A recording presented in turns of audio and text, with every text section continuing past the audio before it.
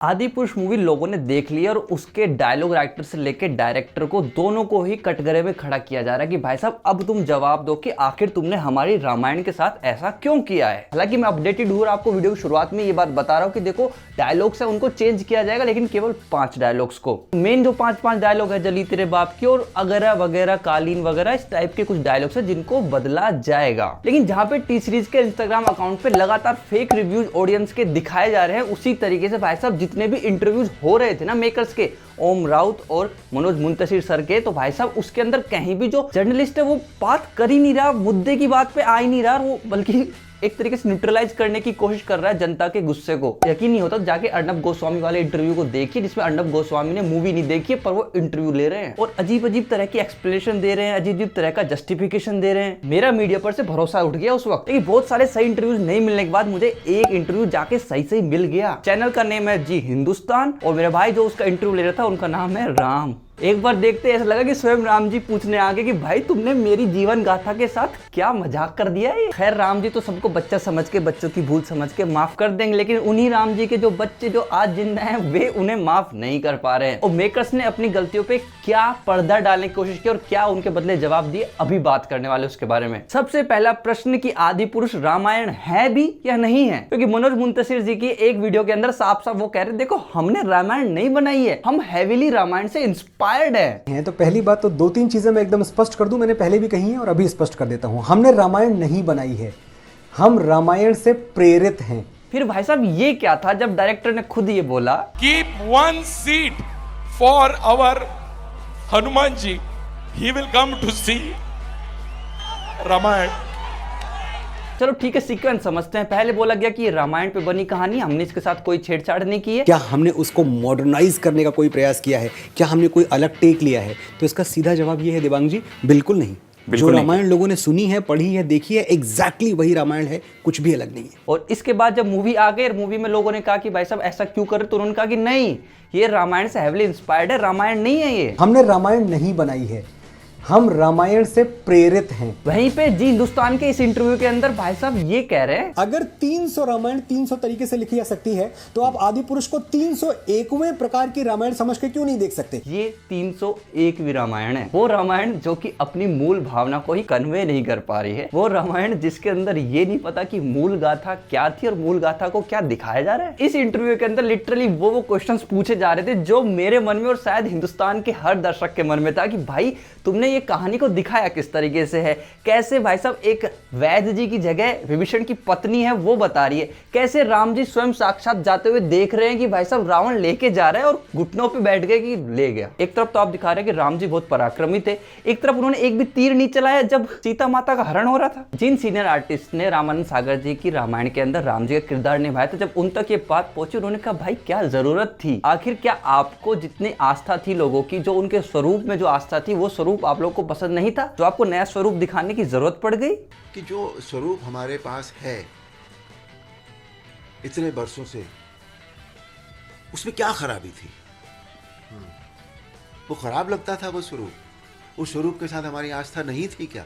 कि हमारी आस्था कम हो रही थी उस स्वरूप में? नहीं। तो नया स्वरूप लेकर इसके साथ एक प्रयोग करने की क्या आवश्यकता क्या थी? मनोज मुंतशिर जी के मुताबिक तो भाई साहब भगवान श्री राम को इस बात का एहसास था ही नहीं थी कि वे एक अवतारी हैं। भगवान श्री राम अवतार थे लेकिन ये श्री राम स्वयं नहीं जानते थे। भगवान श्री राम ने अपना पूरा जीवन मानव मूल्यों पे जिया है, उन्होंने कभी कोई चमत्कार नहीं दिखाया। अरे ये बात अलग है कि भगवान श्री राम ने मानव रूप लेके एक उदाहरण पेश किया ताकि लोगों को जीवन जीने का तरीका बता सके, क्या होता है पुरुषोत्तम उसका मतलब समझा सके। लेकिन आपने ये कैसे मान लिया कि भगवान श्री राम को इस चीज का एहसास ही नहीं था, वे खुद एक अवतार हैं। जिस मूवी के अंदर आप लक्ष्मण की जगह शेष वर्ड यूज कर रहे हैं, शेष यानी शेषनाग के वे अवतारी हैं, तो क्या लक्ष्मण जी को पता था कि वे शेषनाग के अवतारी और राम जी को नहीं पता था कि वे विष्णु के अवतार हैं? जब बात किसी भी तरीके से नहीं समझ में आती, जब उनको लगा कि मैं एक सनातनी और सनातनी ही मुझसे सवाल कर रहे हैं, तो इन्होंने इस बात को कहीं और टालने की कोशिश की है। हम कोई क्लोज्ड कल्चर नहीं है, हम उन किताबों पर चलने वाले मजहबों की तरह नहीं है कि जहां के जो लिख दिया बस लिख दिया, इस पे सवाल नहीं कर सकते, इस पे कोई बात आगे नहीं बढ़ सकती, इसकी व्याख्या नहीं कर सकते, इसका विश्लेषण नहीं कर सकते।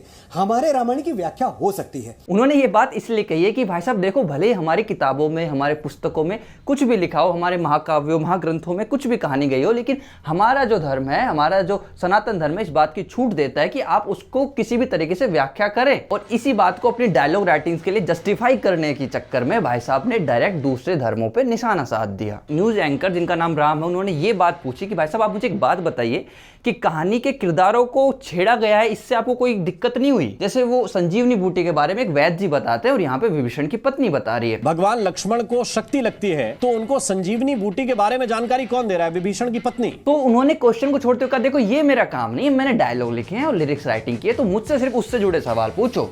फिर वही कह रहा हूं कि ये जो पात्र हैं और जो चरित्र हैं, इसके लिए आपको ओम राउत से बात करनी होगी। एक बात मैं भी पूछ रहा हूं और ये उस एंकर ने भी पूछी कि भाई साहब यूं बताओ कि यदि आपने रामायण देखी हुई है, आपने बचपन से रामायण को इतना पढ़ा और सुना है, तो आप मुझे बताइए जब आपको अचानक से डायरेक्टर ने ये कह दिया कि आप जाके ये विभीषण की पत्नी से ये डायलॉग बुलवा दो, तो आपने सवाल नहीं किए क्या विभीषण की पत्नी ने कब संजीवनी बूटी के बारे में बात बता दी? और आपको विभीषण की पत्नी का नाम तक भी पता है? इस इंटरव्यू में उन्होंने बिल्कुल नहीं बताया। मनोज मुंतशिर जी की बात मानी जाए तो भाई साहब लगभग 90% लोग वे विरोध कर रहे हैं जिन्होंने अभी तक मूवी को देखा ही नहीं है। 3 घंटे की मूवी को 3 मिनट के डायलॉग्स के ऊपर जज कर रहे हैं। इन संवादों का विरोध भी कर रहे थे।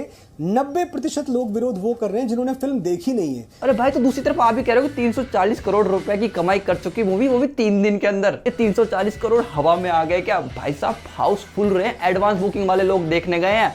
मुझे खुद को सीट बड़ी मुश्किल से मिली थी। मनोज मुंतशिर जी से जितनी बार सवाल पूछा जाए कि भाई आखिर आपने ऐसा क्यों किया, आपने डायलॉग्स इस तरीके से क्यों लिखे, तो उन्होंने सिर्फ और सिर्फ एक ही जवाब दिया कि देखो हम चाहते थे कि आज के टाइम की भाषा के अंदर हम कुछ बना दें और लोगों तक, बच्चों तक साफ साफ वो चीज कन्वे हो। अरे वही तो नहीं चाहते हम लोग। यदि बच्चों के पास ये कन्वे होगा कि भाई साहब देखो ऐसे डायलॉग और ऐसी भाषा का प्रयोग हनुमान जी कर रहे हैं, तो वो चीज तो बहुत ही गलत इंपैक्ट कर रही है। जिस रामायण के स्वरूप को आप कह रहे हैं कि हमने ज्यादातर बच्चों के लिए बनाई है, तो आप ये क्यों नहीं समझते कि ये बच्चों पे एक नेगेटिव इंपैक्ट भी क्रिएट कर रही है? न्यूज एंकर ने साफ साफ पूछा कि देखो रामानंद सागर जी के बाद में आपने एक रामायण बनाई है और उस रामायण का कंपेरिजन पिछले लोग वहां से कर रहे हैं और अभी भी उस रामायण को देवतुल्य समझते हैं, उस रामायण की आज तक पूजा करते हैं, उनके किरदारों को सामने देख ले तो हाथ जोड़ लेते हैं। अब जो आपने रामायण बनाई है, क्या उसका उससे कहीं भी मेल खाता है? क्यों इसी रामायण का इतना ज्यादा अपोजिशन या विरोध किया जा रहा है? तो पता है मनोज मुंतशिर जी ने क्या कहा है? रामानंद सागर जी के रामायण में सोशल मीडिया नहीं थी, उस जमाने में नहीं थी, बहुत बहुत बड़ी चीज थी, वो इससे बच गए। रामानंद सागर जी के रामायण में उनके पास कंपैरिजन के लिए कोई दूसरी रामायण नहीं थी जैसे हमारे पास दूसरी है। माना कि उस टाइम पे सोशल मीडिया नहीं चलाते थे लोग, लेकिन उस टाइम पे मीडिया तो था। कुछ भी उल्टा सीधा होता तो टीआरपी गिरती। और भाई जब मोबाइल नहीं था तो लोगों के पास टीवी भी नहीं था, उसके बावजूद गांव के गांव इकट्ठा हो गए, एक घर जिसमें टीवी होता है मिलके उस रामायण को देखा करते थे। जब हर बात के जवाब में एंकर है वो सामने से एक नया सवाल दागने लगा, तो इन द एंड क्या बचता है? Victim card. और वही यहाँ पे खेला जा रहा था। सारे डायलॉग्स आप निकालें जो भगवान श्री राम ने बोले हैं,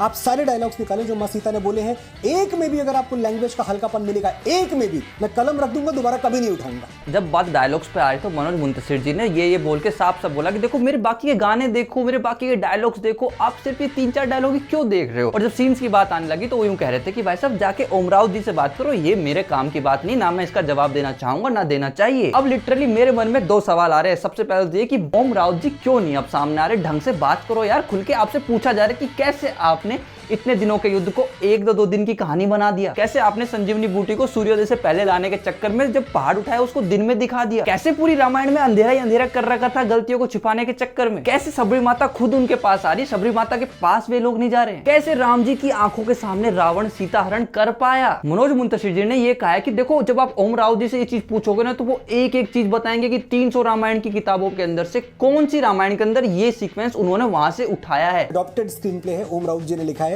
और उन्होंने इसके लिए वर्षों अध्ययन किया है, वर्षों।